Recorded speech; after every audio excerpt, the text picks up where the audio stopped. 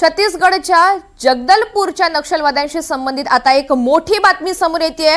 नक्षलवादी शस्त्र सोडण्यास तयार झालेले आहेत।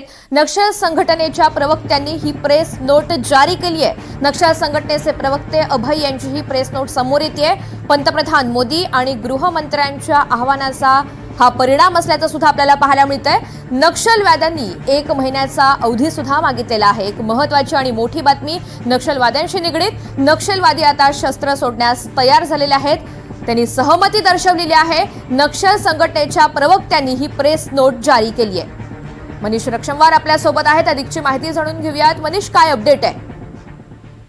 ऋतुजा, नक्कीच नक्षलवादी आघाडीकडून मोठी घोषणा झालेली आहे। युद्धबंदी आणि शांतता चर्चेबाबत माओवाद्यांनी नवे विधान ईमेलने पाठवून सूचना देण्याचे पत्र नक्षलवाद्यांच्या केंद्रीय समितीचा प्रवक्ता जो आहे अभय यांनी दिलेला आहे आणि त्यांनी जो पत्रक टाकलाय तो पत्रक सध्या व्हायरल झालेला आहे। पोलीस पत्राची सत्यता जाणून घेण्याचा प्रयत्न करत, परंतु छत्तीसगडसह देशभरात सक्रिय असलेल्या माओवादी संघटनांची सशस्त्र संघर्ष तात्पुरता सोडून शांतता चर्चेत पुढे येऊ असे संकेत दिलेले आहे।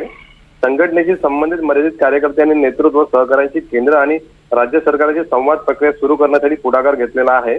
जारी केलेल्या प्रेस नोट आहे त्याच्यामध्ये लिहिलेलं आहे की संघटना सध्या 1 महिन्यासाठी ऑपरेशनच्या स्वरूपात लष्करी कारवाई थांबवण्यासाठी सांगावे आणि सरकारची औपचारिकता चर्चेसाठी प्रक्रिया पुढे नेण्यासाठी आम्ही तयार आहोत असे त्याच्यामध्ये म्हटलेलं आहे।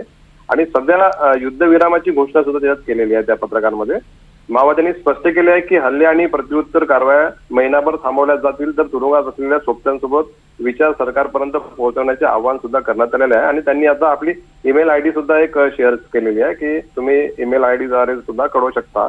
आणि महत्वाचा विषय म्हणजे आता याच्यात आपण एक विचार करू शकतो की तज्ञांच्या मते हा माओवादी एक धोरणात्मक उपक्रम आहे ज्याकडे एकीकडे लष्करी दबावाचा परिणाम आहे किंवा याच्यामध्ये यांची काही राजनीती असू शकते किंवा काही नक्षल्यांची चाल असू शकते। हे सुद्धा त्यांना केंद्रीय समितीचे जे आपले आहेत त्यांना सुद्धा एकदा समजून घ्यावं लागेल। ऋतुजा, अगदी तुर्तास तरी सरकारला मोठं यश म्हणावं लागेल। धन्यवाद सविस्तर माहितीसाठी।